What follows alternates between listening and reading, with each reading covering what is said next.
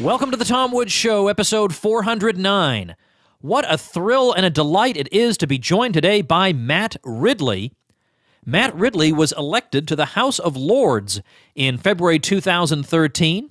He is coming to us today from England. He is an author and businessman whose books have sold over 1 million copies, been translated into 30 languages, been shortlisted for 9 major literary prizes, and won several awards. The book we're going to be talking about today is The Rational Optimist: How Prosperity Evolves. Matt Ridley worked for The Economist also for 9 years as science editor, Washington correspondent, and American editor, before becoming a self-employed writer and businessman. Matt Ridley, welcome to the show. Thank you for having me on the show, Tom. I was just telling people about your books, and in particular about The Rational Optimist, which is, although I guess several years old by now, it repays close study. It's still extremely important. The themes raised in it are as relevant as ever. It's very fresh, and as I was telling you before we went on, it's a book in which when you read it, you're learning 10 things per page. That's exactly the kind of book I like to read. I have limited time, and I don't like books that are full of fluff, and we're about to enter a presidential campaign season here in the United States, and every candidate is going to release a book full of fluff that I would learn nothing from, other than I'm a fool for reading it. But your book, this book is... I was thinking, I've been marking it up and saying, well, someday I'm going to have to steal this from him in a speech, or this is a great thing to do with attribution. I've got to use this particular anecdote. It's astonishing, the facts and figures you have. The case is absolutely overwhelming. So let's start with what I want to do in this episode is to focus on the case you make in general for optimism. That is to say, looking at where we've been in the past as the human race and where we are now, which is a place that is astonishing by any historical standards, and maybe take a glimpse into the future. But I want to walk through that. Your book also talks about the evolution of the institutions that made all this prosperity possible, and that's very interesting too. But I want to focus on the prosperity because there are so many people, I think, who are completely misled on this. I bet if you went out onto the street and asked 10 people at random, how do you feel we're doing against poverty around the world? I bet at least 7 out of 10 would say poverty is worse than ever.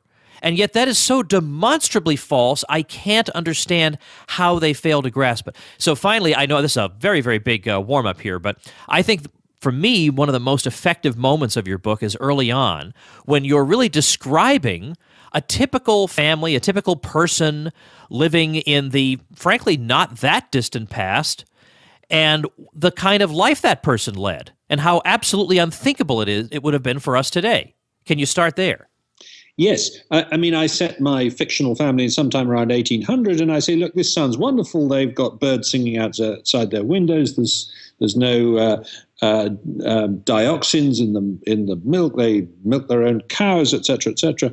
But then I point out that the father is going to die by the age of 40, because that's when most people die.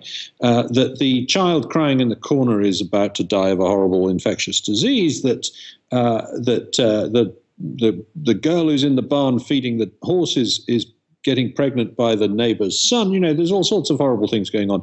And my point is simply to illustrate how we look at the past through rose-tinted spectacles. In fact, life was nasty, brutish, and short right up until 100 years ago, and right up until last year for a lot of people. I mean, in my lifetime, the average person on the planet their earnings have gone up threefold in real terms. The average person is 3 times wealthier and is living a third longer. Child mortality, which is the biggest measure of misery that I can think of, is down by 2/3, and the amount of poverty on the planet has down by about 3/4 in that time. These are quite extraordinary changes. And when I set out to write this book, which, by the way, I wrote in the middle of the Great Recession in 2008, 9, 10, I was being a little bit brave in saying, don't worry, growth is going to resume. The world is going to go on getting better. Now, of course, growth has resumed. I mean, the GDP per capita in a country like Mozambique is 80% higher than it was at the start of the Great Recession just 7 or 8 years ago. Italy, it's lower. because it's still in Greece, obviously, it's lower. So, countries can go backwards. But the progress in material living standards is quite extraordinary. And those numbers don't really capture what's happening, because we can go faster, we've got better communications, we've got smaller telephones, everything you can think of goes on getting better. And we take it for granted.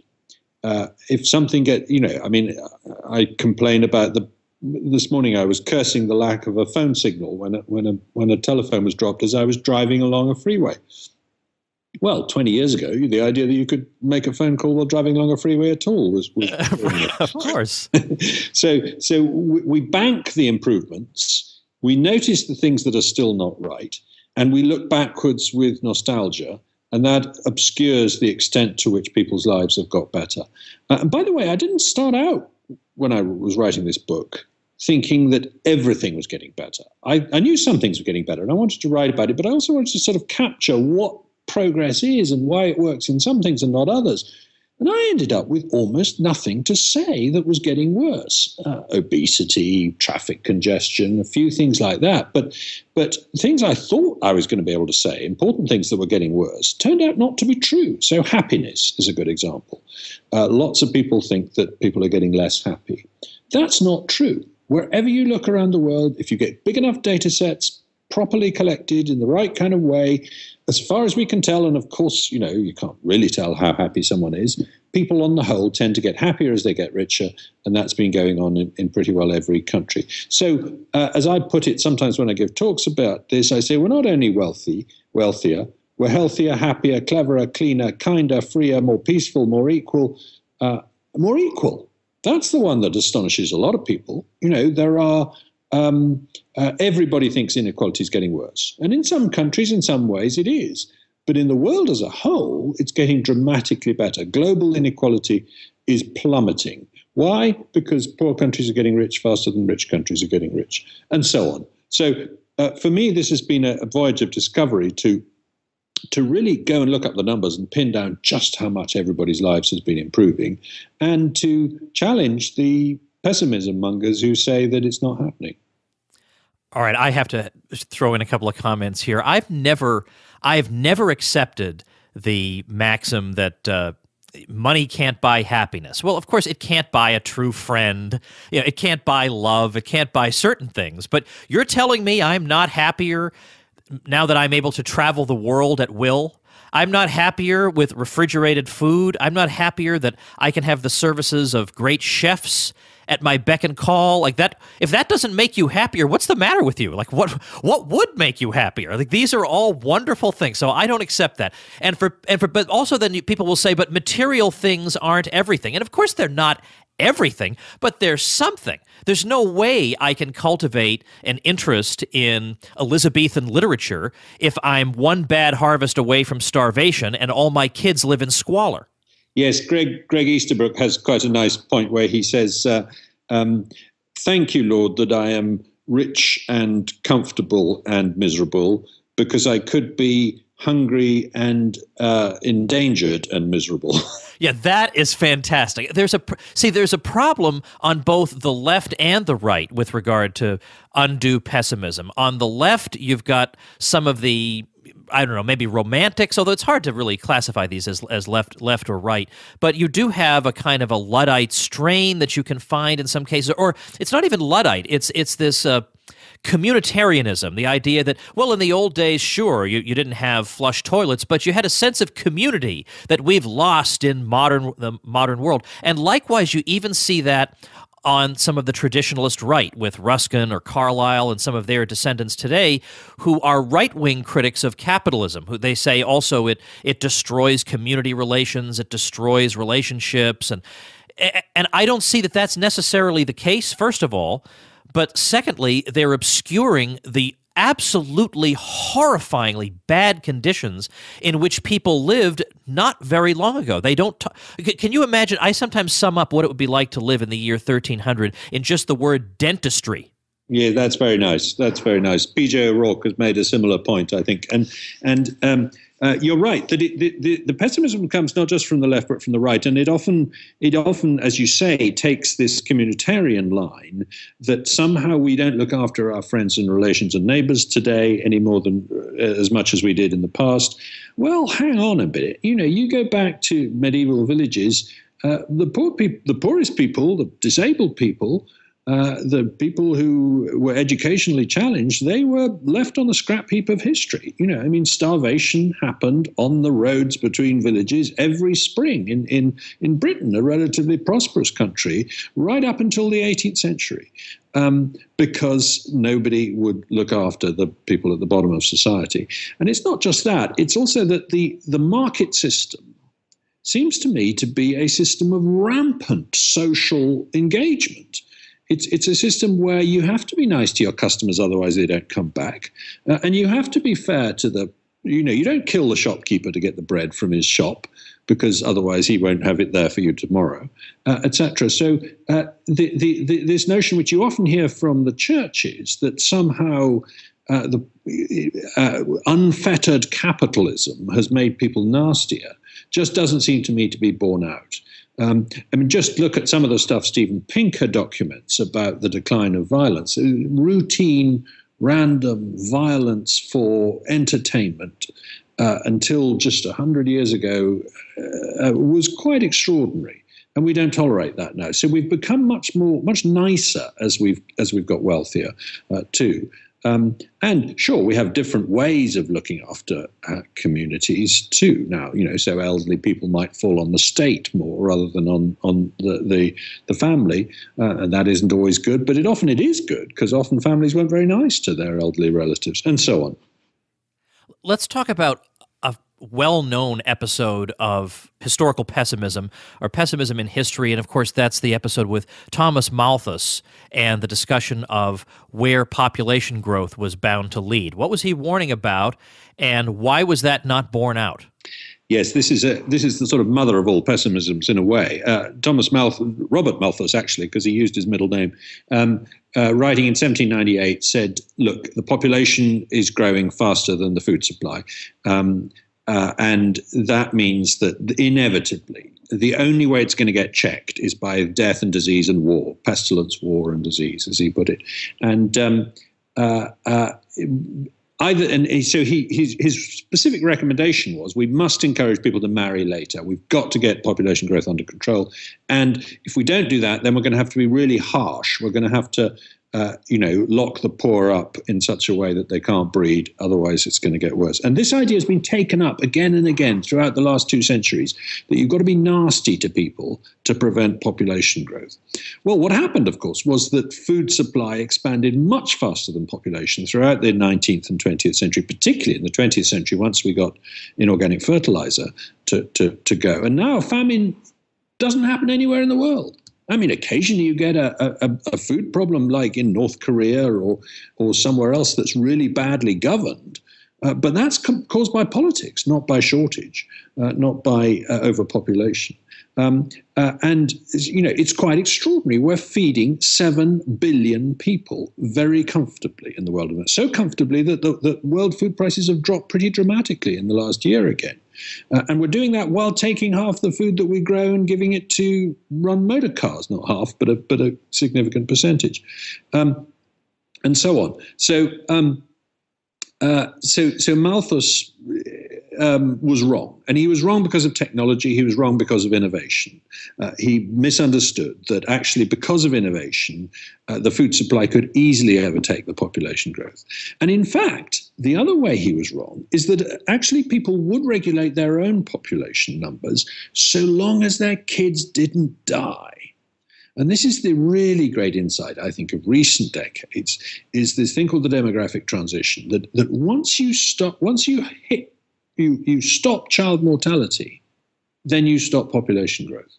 It happened first in countries like France about a century ago. It's happening now in countries like Nigeria, where the birth rate is plummeting because the infant mortality rate is plummeting. When people know their kids are not going to die, they plan small families because they want to invest in each kid. It's only when they think that 3/4 of their kids are going to die that they try and have huge families. Obviously, you've got to have birth control and education and all these things available to help people along the way. But that seems to, the growth rate of world population has halved in the last 50 years. And it's heading for zero by around 2070, 2080, maybe a bit earlier. Nobody quite knows. So, countries like Bangladesh are not far off replacement fertility, which is about 2.3. In other words, where each couple has about 2.3 children on average. And they're just a little bit above that now. That's incredible, because just 50 years ago, some of Malthus's successors and admirers were saying, we've got to leave the Indian subcontinent to starve. There's nothing else we can do for it. It's got to starve so that its population comes down. Otherwise, it's not sustainable and the world is finished. That's literally what was being said by people who are still around and people who are still trusted on these things. And they were saying exactly the Malthusian point that was first made in 1798. I had a guest on this show, a pretty well-known one. Ian Anderson of Jethro Tull was my guest on episode number 3. And he is... he's doing a new concert tour in which he's raising some issues from the 18th century, because the name of the band comes from an 18th century agriculturalist, and he's raising the issue of population and food as one of these themes. And he said in a recent interview, we are heading toward 9 billion people, and he said we haven't got a chance in heck of getting 9 billion people fed. That simply can't be done. On the other hand, we can't tell people you're not allowed to have X number of children, so we're just going to have to see what happens. So he doesn't seem to share Matt Ridley's optimism. No, well, it's surprising how resistant to the facts this overpopulation worry is.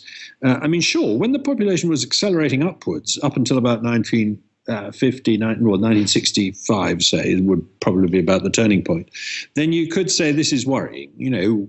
Obviously there's a point at which the planet gets full, or there's no wilderness left or whatever. But we quadrupled the world population in the 20th century and ended up better fed and more comfortable at the end. And by the way, without taking any extra farmland under the plough. In fact, at the moment, the amount of farmland under the plough is falling because we're so good at growing food that we don't need more land. We're not going to double. We're not even going to double the population in this century. We're going to increase it by about 1.5 times. It's going to go up from about 6 billion to about 9 or 10 billion. We've got a much easier problem to cope with in the 21st century than we had in the 20th century. And we've got much better technologies to do it with. Africa hasn't even yet started using synthetic fertilizer of the kind that has increased the yields of maize in the United States by about 10 times. So imagine what you could do to African maize yields if you could get fertilizer to that continent. Some countries have started using it, but most of Africa is still not using inorganic synthetic fertilizer. And once that happens, then frankly, our problem is going to be too much food. We're going to be growing it from smaller and smaller acreages. Any marginal farmland is going to go out of farming and be available to return to wilderness or golf courses or cities or whatever it is we choose to do with it. But mostly it'll be wilderness, because cities don't need to be very big. They're only about 3% of land area in the world. So actually, I think it'll be very difficult to avoid the fate that at the end of the century we'll be very well fed, even at 9 or perhaps 10 billion people, and that we'll be living quite comfortably in cities with a lot of wilderness round about, as well as some farmland to grow our food. You could feed the world from a multi-story LED-lit factory the size of Delaware today, if energy was cheap enough. Matt, over the course of the 20th century, there was a debate that actually used the words optimism and pessimism with regard to the effects of the Industrial Revolution in Britain, what it had done for living standards. And of course, the pessimists argued, and a lot of these were Marxists, that it had made people's lives obviously more miserable. The conditions they lived in, the conditions they worked in had deteriorated. But the optimists said to the contrary, that if you compare their condition to what they had had before, instead of just looking at a snapshot of their lives in, say, 1820, you'll find that, in fact, things had gotten better for them and might have gotten better still if resources hadn't been siphoned off to fight wars during that time. Well, where does that stand right now, and how would you make that case? Well, I think Deirdre McCloskey has sort of the great economic historian Deirdre McCloskey of the University of Illinois has was it Northwestern anyway has nailed that one firmly and finally in the book she's still writing at the moment called The Bourgeois Virtues, because she takes that on and she says, look, come on. The Dickensian idea that the people who were living pretty impoverished lives in polluted cities in the 1840s and 1850s, and which, as you say, was emphasized by Marxist historians in the 20th century, people like E.P. Thompson and so on, that is bunk, because we know that what those people were doing was flooding into those cities from the countryside, thrilled at the idea of getting paid a wage for the first time rather than having to live in a barter economy, thrilled at the idea of working indoors for the first time, albeit in horrible conditions by comparison with today's standards, rather than outside in all weathers. Thrilled at being able to work for an hourly wage instead of having to work piece rates, which is what happened with, say, the textile industry before that. Was a man came to your door, delivered some raw textiles, said, weave that into cloth for me, and I'll come back and I'll pay you by the quantity you produce. Whereas now you go to a factory and you get paid for the number of hours you work. And that, on the whole, was an improvement for people. Of course, it led to abuses, and of course, there were horrible things going on, etc.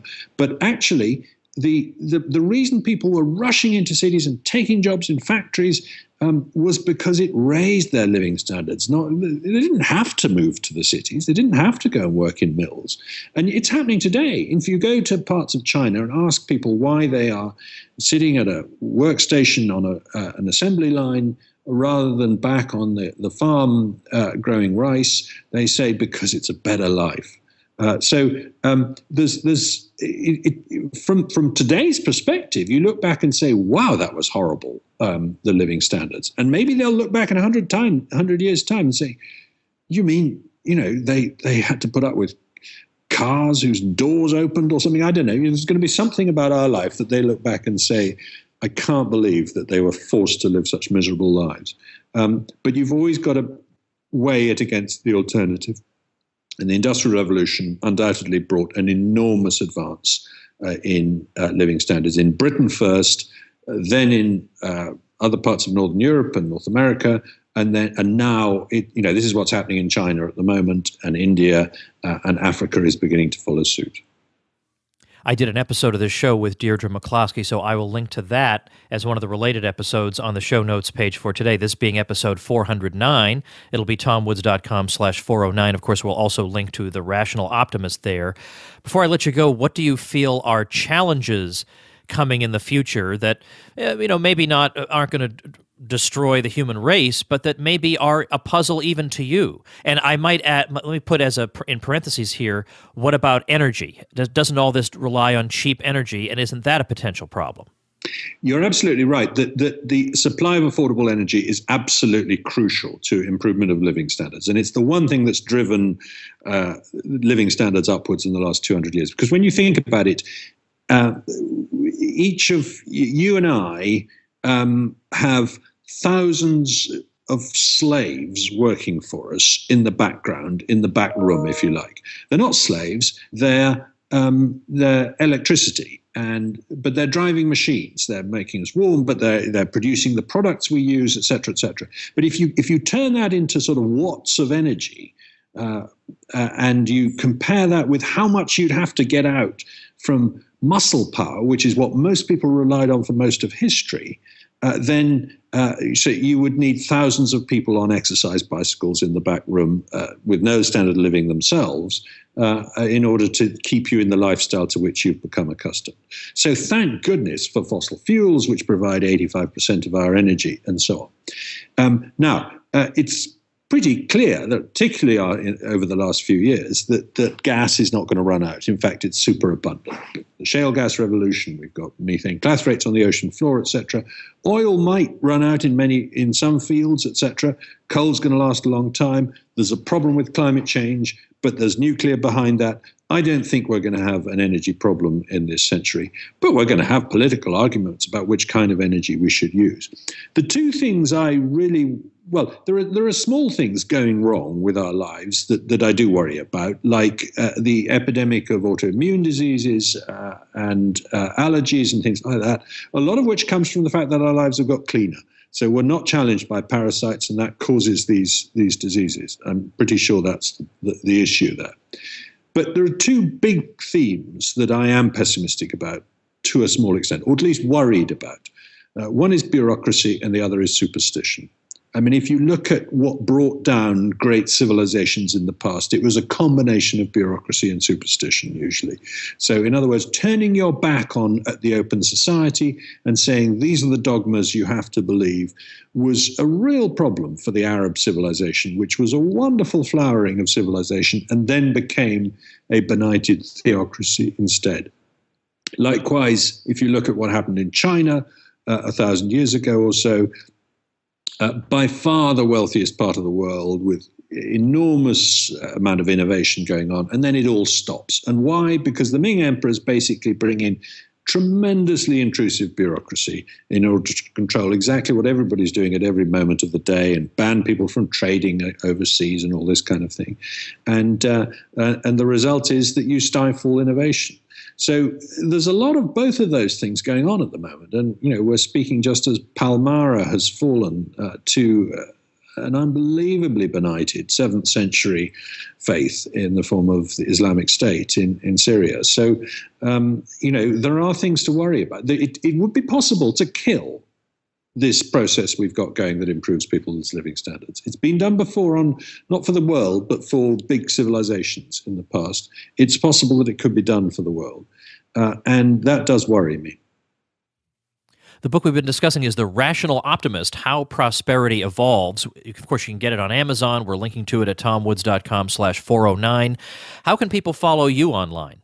I have a website called rationaloptimist.com. And I blog there, or at least what I do, I write a weekly column for the Times in London, and I write regularly for the Wall Street Journals, and I always repost my articles there, so that if people don't see them on their original websites, they can find them there. And I have a new book coming out later this year called The Evolution of Everything, which I'm going to start talking about shortly. That sounds a little ambitious. Right. Title like that? Well, best of luck with it. Where are you in the process of writing it? It's finished. In fact, how about that? I signed off the index today, funnily enough. Well, how about that? Well, I love an in-your-face title like that. That is fantastic. Well, best of luck with that, and thanks so much for your time today. We'll link people to your website, to your book, and all this stuff on tomwoods.com/409. And thanks again. It was great. Great to talk to you, Tom. All right, everybody, I thought I'd give you a nice optimistic episode before plunging us back into the depths of despair tomorrow, when we're going to be talking about some of the disastrous failures of socialism. We're going to talk about Venezuela, we're going to talk about Romania, and a number of other topics. So just bear this in mind, bear what we heard today in mind about the wonderful progress of the human race. Just keep that in the back of your mind so you don't get extremely discouraged on the episode tomorrow. Make sure you subscribe to the show on iTunes or Stitcher, because I release a new episode every single weekday. Just give me half an hour a day, and my guests will make you a smarter libertarian. TomWoods.com is the place to go to check out the show, the archives, the hundreds of episodes, the show notes pages, all kinds of free resources waiting there for you at TomWoods.com. Thanks for listening, everybody. We'll see you tomorrow. The Tom Woods Show.